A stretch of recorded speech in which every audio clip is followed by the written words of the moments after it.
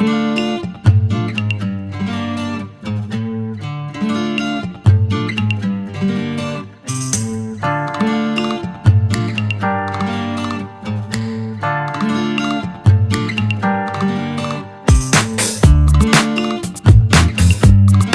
আলাইকুম। Symphony L256 সিম্ফনির latest একটি feature phone, যার মার্কেট প্রাইস ৳১৫০০। এই প্রাইসে এই ফোনটা আমাদের কি স্পেসিফিকেশন অফার করছে, এই ফোনটা কিনলে আপনি জিতবেন না ঠকবেন, তা সবকিছু আলোচনা করব এই ভিডিওতে। পাশাপাশি এই ভিডিওর শেষে এই ফোনের চার্জিং সংক্রান্ত একটি জরুরি টিপস আমি আপনাদেরকে দেব, যা আপনাদের জানা খুবই জরুরি। তাই না টেনে পুরো ভিডিওটা সম্পূর্ণ দেখুন। চলুন আমরা ফটাফট আনবক্সিং করে ফেলি। এই হলো ফোনের বক্সটি। ফোনের বক্সের পেছনে স্পেসিফিকেশন দেয়া আছে। এই ফোনটাতে আপনি 2.8 ইঞ্চির একটা বিগ ডিসপ্লে পেয়ে যাবেন, 2500 mAh এর ব্যাটারি পাবেন, টাইপ সি চার্জিং পোর্ট পাবেন। এই ফোনের ফোনবুকে আপনি 1000টি নাম্বার সেভ করতে পারবেন এবং বিগ টর্চ লাইট পেয়ে যাবেন। চলুন আমরা আনবক্সিং করে ফেলি। বক্স খুলতেই প্রথমে পেয়ে যাবেন পলিথিনের প্যাকেট দিয়ে মোড়ানো ফোনটি। চলুন দেখি বক্সের ভিতরে আর কি দেয়া আছে। 700 মিলিঅ্যাম্পিয়ারের একটি টাইপ সি চার্জার পেয়ে যাবেন, 2500 mAh এর ব্যাটারি। ব্যাটারির উপরে আপনার মডেল নাম্বার উল্লেখ করে দেয়া আছে। ব্যাটারিটি বেশ পাতলা, অ্যাজ ইউজুয়াল সিম্ফনির ব্যাটারির মতোই। চলুন এবার ফোনটি পলিথিনের প্যাকেট থেকে বের করি।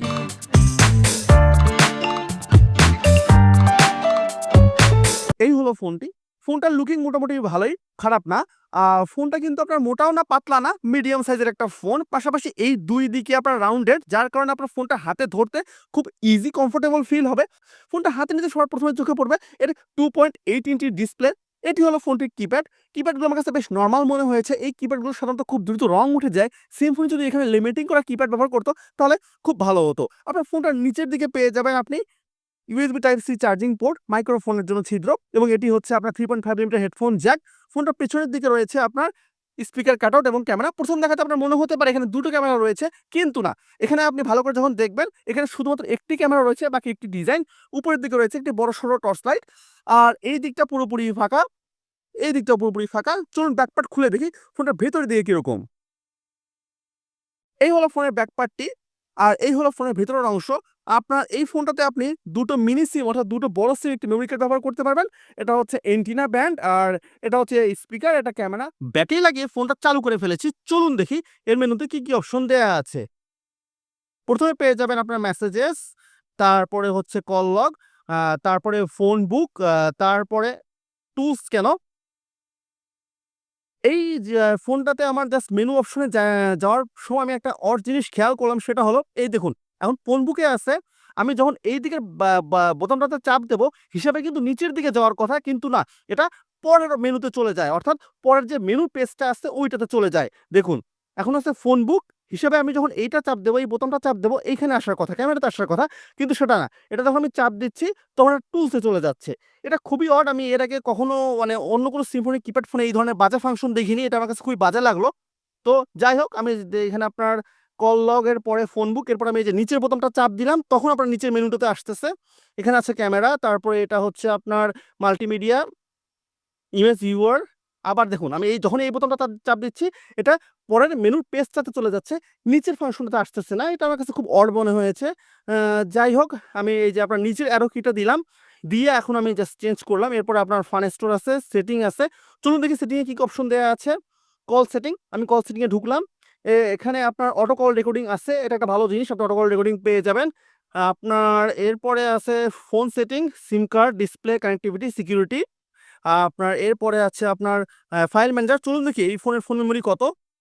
এই ফোনে কোনো ফোন মেমোরি নেই, অর্থাৎ আপনি এই ফোনে মাল্টিমিডিয়া ফাংশন অ্যাক্সেস করতে চাইলে, ছবি তুলতে চাইলে বা ওয়ালপেপার সেট করতে চাইলে আপনাকে অবশ্যই একে মেমোরি কার্ড লাগিয়ে নিতে হবে।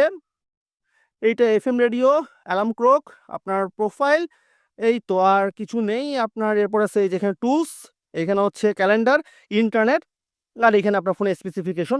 যাই হোক, এই ফোনগুলোতে সাধারণত কেউ ছবি তুলে না বা ইন্টারনেট ব্যবহার করে না, তো এসব নিয়ে আমি আলোচনা করবো না। তো এই ফোনটা আমি 10 থেকে 15 দিন ব্যবহার করবো, এরপর আপনাদেরকে ফাইনাল রিভিউ দেব। ফিরে এলাম 10 দিন পরে। গত 10 দিনে এই ফোনটিকে আমি আমার সেকেন্ডারি ডিভাইস হিসেবে ইউজ করেছি। মূলত কলিং পারপোজে এই ফোনটাকে আমি ইউজ করেছি। সো গত 10 দিনে এই ফোনটা থেকে আমি যা পেলাম তাই এখন আপনাদের সাথে আমি শেয়ার করব। এই ফোনে নেটওয়ার্ক ইস্যু জনিত কোনো ধরনের কোনো সমস্যা নেই।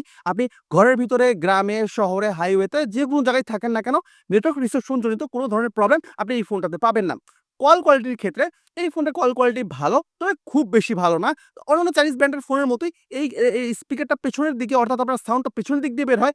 এদিক দিয়ে আবার সাউন্ডটা বের হয় না। তবুও আপনি এদিক দিয়ে যথেষ্ট লাউড কথা শুনতে পারবেন যখন আপনি রুমের ভিতরে থাকবেন। গ্যাঞ্জামের ভিতরে থাকলে অথবা বাজারে থাকলে তখন হয়তো আপনাকে ফোনটা উল্টা করে ধরে কথা শুনতে হতে পারে। এই ফোনে আছে 2500 এমএএইচ এর ব্যাটারি।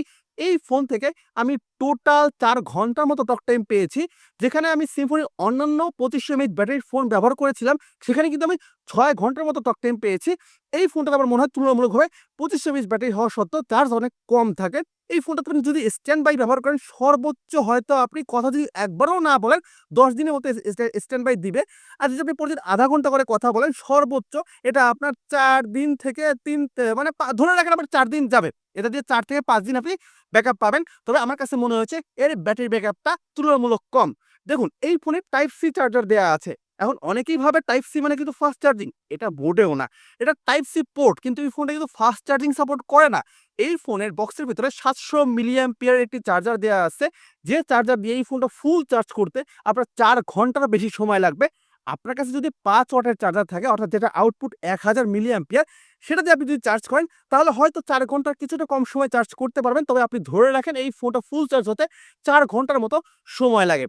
এখন আমি ভিডিওর শুরুতে বলেছিলাম চার্জিং সংক্রান্ত আপনাদের একটা টিপস দেব। দেখুন, টাইপ সি হওয়ার পরেও আপনি কিন্তু এই ফোনটাকে আপনার অন্যান্য অ্যান্ড্রয়েড ফোনের ফাস্ট চার্জার দিয়ে কখনোই চার্জ করবেন না। ফোনটা সর্বোচ্চ ৫ ওয়াটের চার্জিং সাপোর্ট করে। যখন আপনি এই ফোনটাকে ধরেন ৩৩ ওয়াটের চার্জার দিয়ে চার্জ দিবেন বা ১৮ ওয়াটের চার্জার দিয়ে চার্জ দিবেন, তখন কিন্তু এর ব্যাটারিটা অনেক বেশি গরম হবে। ফোনটা চার্জ হবে ঠিকই, কিন্তু ব্যাটারি লাইফ অনেক কমে যাবে। তাই অবশ্যই খেয়াল রাখবেন, কখনো আপনি আপনার অ্যান্ড্রয়েড ফোনের ফাস্ট টাইপ সি চার্জার দিয়ে এই ফোনটা চার্জ করবেন না। সবসময় এই ফোনের বক্সের ভিতরে যে চার্জারটা এসেছে সেটি ব্যবহার করে এই ফোনটা চার্জ করবেন। এখন আপনি এই ফোনটা কিনবেন কিনা আমি এক কথায় উত্তর দেব, এই ফোনটা আপনার কেনার দরকার নেই।